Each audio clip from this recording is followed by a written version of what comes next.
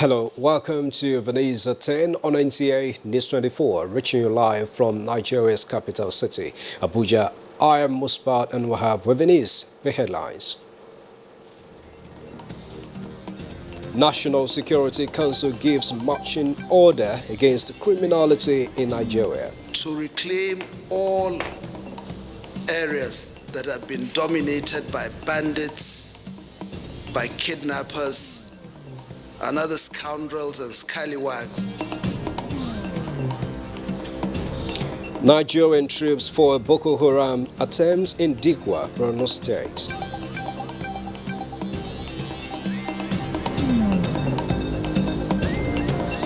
Nigeria receives first launch of COVAX COVID-19 vaccines.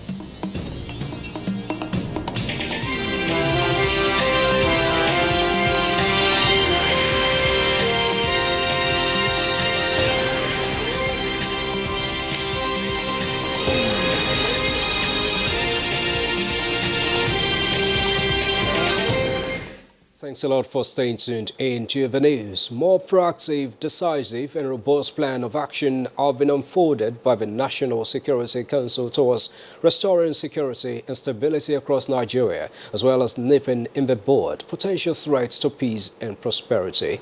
Already, President Muhammadu Buhari has ordered the nation's military and intelligence community to trail, fish out and bring to justice all those directly or indirectly engaged in perpetrating acts of crime and criminality across the country, no matter how highly placed. The National Security Advisor, Babagana Mungono, who conveyed the President's directive to newsmen after an extraordinary meeting of the National Security Council, said Nigeria will not be allowed to drift into state failure. This is the first meeting of the National Security Council since the nation's security architecture was rejigged with the appointment of new service chiefs for the armed forces. President Muhammadu Buhari, who summoned the crucial meeting, is worried that the level of security in the country is cascading for the worst, a situation he described as unacceptable. The meeting, which lasted more than 4 hours, discussed extensively the predominant issues of terrorism and insurgency, banditry, farmers-herders conflicts, and indeed kidnapping, with Jangebe school girls in Zamfara State as the latest victims. Now, His Excellency the President has approved, based on our recommendation, the imposition and enforcement of a ban on all mining activities in Zamfara State with immediate effect until further notice. He has directed the Honorable Minister of Defense and the National Security Advisor to deploy massive military and intelligence assets to restore normalcy to that part of the country. He has also approved that Zamfara State be declared a no-fly zone with immediate effect. Consequently, all non-state actors responsible for acts undermining national security and stability across Nigeria have been placed under surveillance by the intelligence agencies following reports of collusion by people from all walks of life. Any individual who thinks he has any support and who thinks he can undermine this government will have himself to blame at the end of the day. Already the President has given directives to the military and the intelligence organizations to trail and flush out all the people that have been on our watch list. And I can assure you there's quite a handful of people on our watch list. They will be trailed, they will be rooted out, and they will be brought to book, they will be prosecuted, and they will be made an example of. And anybody who wants to use this situation to blackmail the government should have a rethink. The National Security Advisor maintains that the federal government is not averse to the application of non-kinetic means of addressing the prevailing challenges of security. He was, however, quick to add that the Buhari administration will neither tolerate nor allow any individual or group bring down the country to its knees and put the citizenry in a state of panic, fear, apprehension, and mistrust. The federal government will not hesitate to apply to the fullest its kinetic means to restore normalcy to the country. We will not allow this country to drift into state failure. And with effect from today, the new service chiefs have been given directives to reclaim all areas that have been dominated by bandits, by kidnappers, and other scoundrels and scallywags. I have also asked all the intelligence agencies to collapse all their efforts onto one platform so that with the convergence of effort, we would be able to give the required intelligence to the operational elements of government. The National Security Council strongly warned that Nigerians assuming the status beyond what they should be and using religion or otherwise to stoke the flames of disorder in Nigeria will have themselves to blame. The government is very, very serious about this. From the State House, Adamu Sambo, NTA News. Still talking about security, but away from the State House, the Senate charges new service chiefs as the Senate has confirmed the nomination of the newly appointed service chiefs and urged them to take the war against insurgents and bandits to their enclaves. National Assembly correspondent Ignatius Nkwo reports. The confirmation of the new service chiefs was preceded by the presentation of the report of the Senate Committee on Defense on the screening of the 4 nominees. Major General Loki Irabo as Chief of Defense Staff, Major General Ibrahim Atahiru, Chief of Army Staff, Rear Admiral Awal Gambo as Chief of Naval Staff, and Air Vice Marshal Ishaka Amao as Chief of Air Staff. The intellect, the achievements, and the exploits of these nominees are very well documented in this report. That these nominees are capable of spearheading our desire, our drive. We expect them, our armed forces, to take the fight to the insurgents, to take the fight to the bandits. Older Persons' Rights and Privileges Bill and the Child Rights Act Amendment Bill, which seeks to prohibit persons convicted of attempted rape from working with children, passed 3rd reading. By excluding certain categories of persons from being employed either as caregivers, teachers, or in other circumstances that may expose or make such a child vulnerable or susceptible to sexual harassment. The Chartered Institute of Forensic Investigative Professionals of Nigeria Establishment Bill also passed 3rd reading. We will ensure that corruption, particularly in the public sector, but generally in both private and public sectors, are easily identified and nipped in the bud. 5 bills passed 1st reading. These include the Clean Nigeria Agency Establishment Bill from the National Assembly. Ignatius Nkwo, NTA News.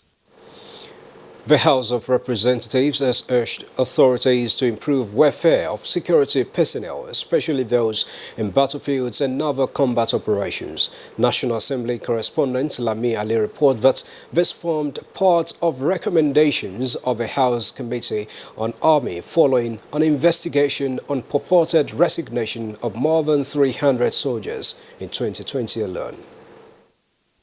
Chairman of the House Committee on Army, Representative Abdulrazak Namda, says findings by the committee reveal that resignation of soldiers occur yearly, as they are free to do so after at least 10 years of service. The report of mass resignation, as reported in some sections of the media, the committee noted was misleading. The Army should continually embark on orientation of soldiers, both old and new, about the reality of their job and the need to be committed to their country.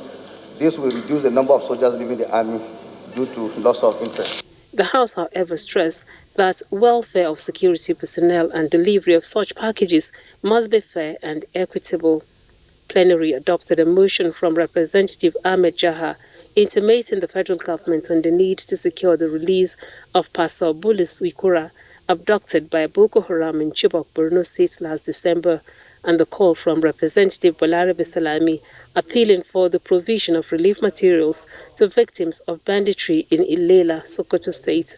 The House has mandated committees on appropriation, finance and public accounts to engage ministries, departments and agencies of government to work out a strategic plan to enhance payments of utility bills as moved by Representative Uju Kingsley. MDAs are often accused of not paying utility bills to the bodies responsible for the collection, thereby making it impossible to remit the funds to the government, and this has adverse effects on IGR. A bill to establish Sustainable Development Fund and a bill to amend National Agency for Population Programs and Development passed second reading. From the National Assembly, Lami Ali, NTA News. Away from plenaries, for a nation to operate international instruments, there is the need to review and amend its treaties and protocols in compliance with the provisions of its constitutions.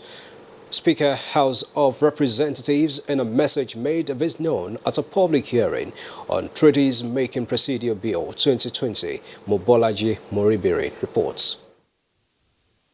The Treaties Making Procedure Bill 2020 is aimed at repealing the Treaties Act of 1993, a product of the military regime. The decree made Nigerians lose benefits derivable from international instruments after much resources spent on negotiations.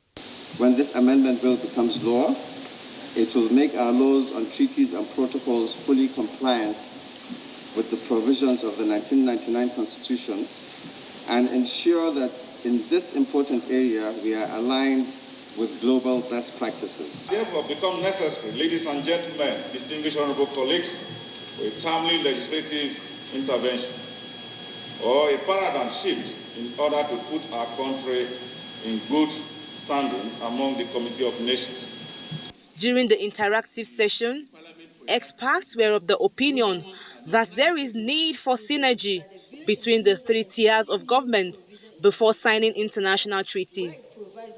It is necessary for the Parliament and the Parliament and the executive branch to work cooperatively in the treaty-making process. No one arm of government can take all the power. The power is a shared responsibility between the executive branch and the Parliament. Is that the bill includes an entirely new provision in Clause 9, where it provides that approval must first be sought and obtained from the National Assembly before any treaty or agreement is signed on behalf of the Federation. The bill seeks to establish a new framework for treaties in the interest of Nigeria with the best global practice. From the National Assembly, Mobolaji Moribiri, NTA News. Now let's talk of COVID-19 as Director of Park and Recreation, FCTA, Reskatu Abdulaziz, speaks on the enforcement of COVID-19 protocols in respect of parks and environmental matters in the FCT.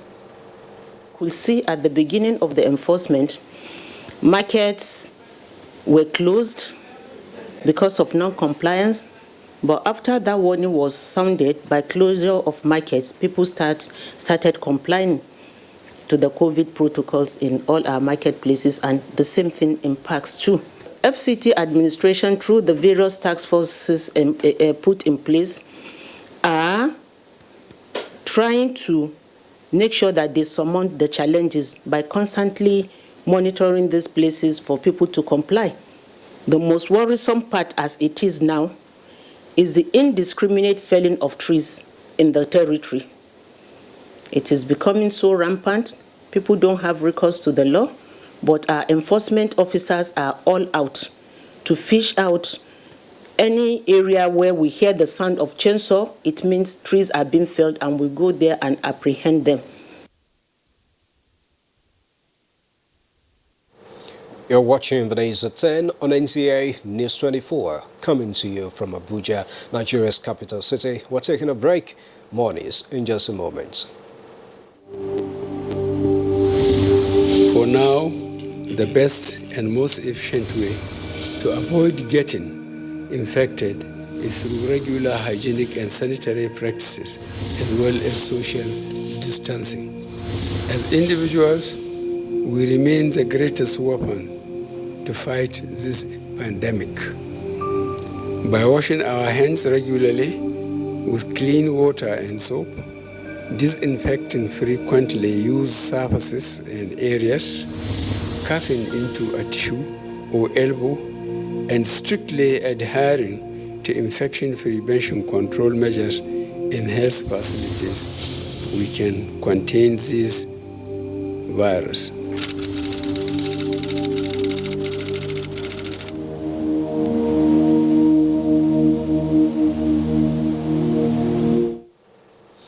Thanks a lot for staying tuned in. Information and Culture Minister and Chairman Digital Switchover Ministerial Task Force Team Lai Mohammed says only rich content can successfully drive digitization process. The minister stated this of the inaugural meeting of a task force in Abuja. Anthony Forsin reports.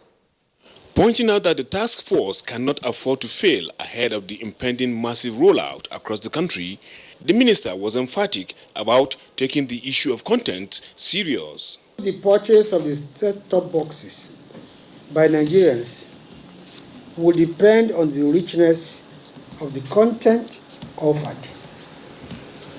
Before now, we either gave out the boxes free or at subsidized rates. But now that the project is being commercially driven, the sale of STBs will depend on the content.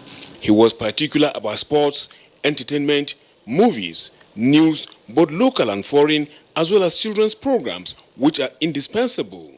The minister equally noted that looking inwards will help developing the Nigerian brand.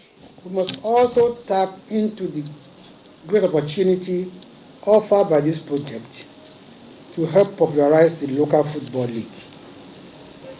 We can work with the Nigerian Professional Football League, the NPFL, to have their weekly matches shown live. I have no doubt that they will be willing to work with us in this regard. While these are being worked on, the need for massive publicity for the project, he added, is desirable as millions of Nigerians are still unaware of the true essence of the DSO project and the opportunities therein. Already, the minister said the process of implementing the audience measurement scheme, a critical component of the success of the DSO project, will be kickstarted soon to guide all content owners and channels to be able to get commensurate benefits for their efforts. In Abuja, Anthony Forson, NTA News. Nigeria is proud to be and will continue to promote those values that bind Commonwealth member nations together. In a briefing to herald this year's Commonwealth Day, Minister of Education Adamu said the ministry is committed in focusing on issues around the member nations of the organization. He said subjects such as English language, mathematics, sciences and current affairs will be given priority in the series of activities for the Commonwealth commemoration.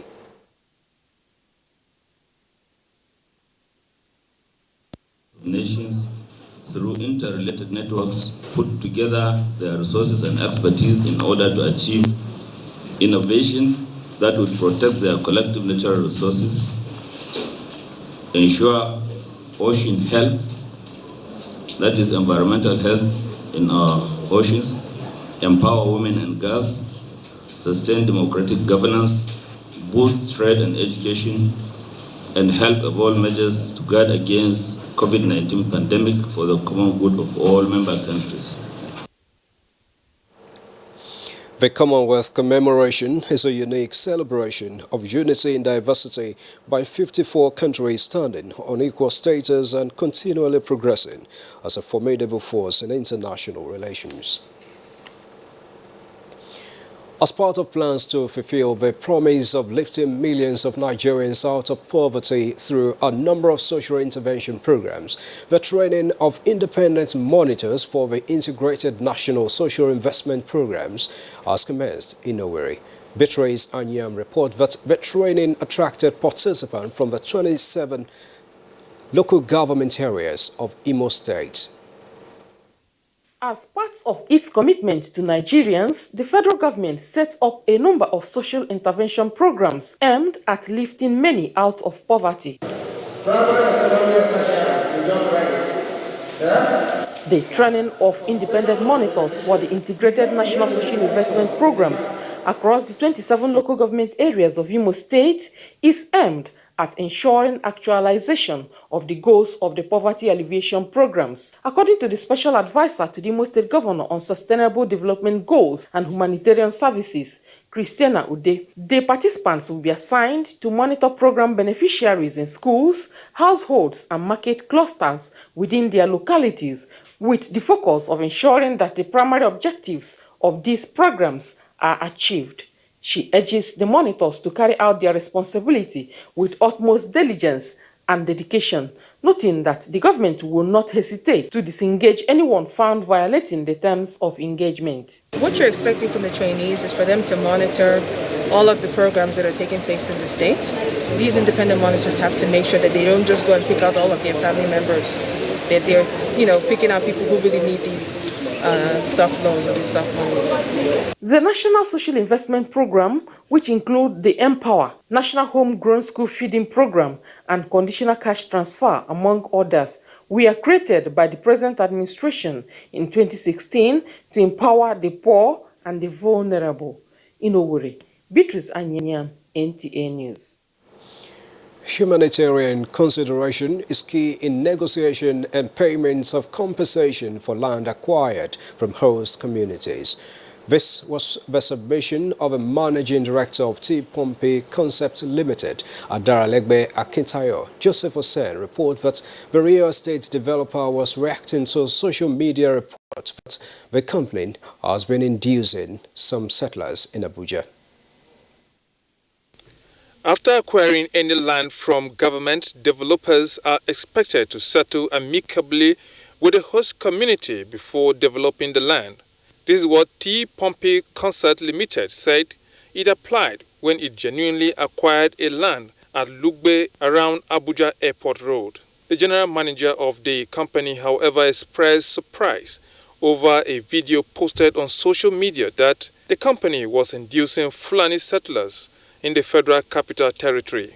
That we are trying to give Fulani money to buy more ammunition or to go after the people in FCT. I want to tell you the information is false. After the acquisition of the plots, we have to settle with the farmer for their farm produce and their farm crops on the land. We did. And we find out we have Fulani settlement on the land. And we believe on humanitarian ground that you can't just pursue them. That is where they've been staying. Giving his side of the story, the chairman, Fulani Dan Allah Development Association of Nigeria, Abuja chapter, Abubakar Suleiman, said they were informed by the host community that the land has been acquired by T. Pompey Concert Limited and that the company wants to commence development. They mobilized and met with the company and both agreed on a 200,000 naira compensation pay constructed structure to enable them move to a new location, which was paid amicably. Oga tell us, okay, make it right on the taking, say he don't say to these Fulanis. Some people there say, no, Oga do video for this thing, let the video be a witness to you, say you say to these Fulanis. Oga say no problem. Oga ask him boys to do video there. Can the money give those Fulanis? After that, must come cover. Some people don't use that video talking different issue.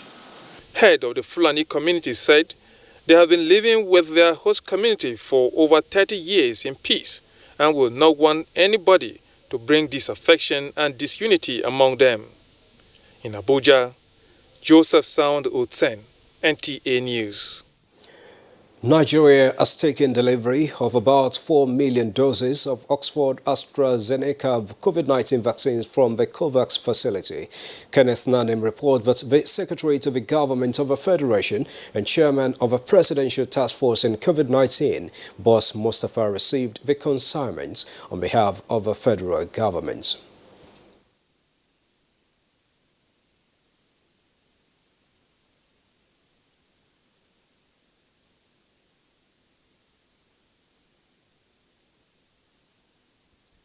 and that I would urge at the time of vaccination and deployment, if you fall into the category that will be vaccinated, make yourself available.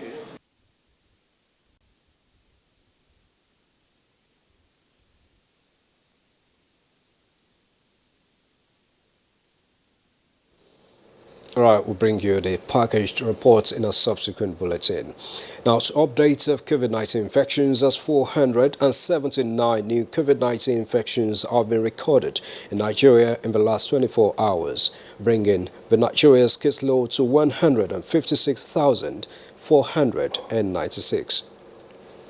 Data from the Nigeria Center for Disease Control, NCDC, indicates that the new infections occurred in 21 states and the FCT, beginning with Lagos, which recorded 153 cases, Enugu 75, Rivers 50, FCT 40, Kaduna 18, Ebonyi, Plateau and Edo State recorded 17 new cases each, Borno 16, Oyo 12, Kano 11, Abia and Cross River State recorded 10 new cases each, Taraba 9, Nasarawa 7, Bauchi 4, Bayelsa and Delta State got 3 new cases, while Ekiti, Niger and Ogun State recorded 3 new cases and Akwa Ibom got 1.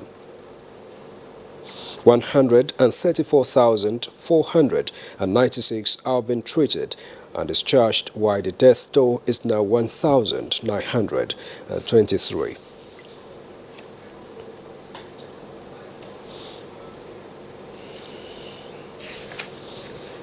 This is still the news at 10 on NTA News 24. Let's take a break.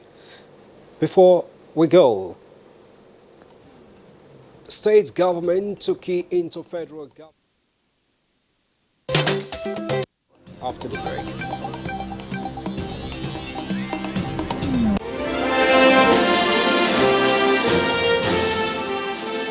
Advertising your goods and services on the right channel gives you an edge over your competitors. NTA News 24 has all the platforms for your target audience. The station is on DSTV channel 419, GoTV channel 46, StarTimes channel 101, and Free TV channel 703. With our digital format and wide range, we can reach your customers in next to no time. We are eager to promote your business, goods, and services. So, partner with us for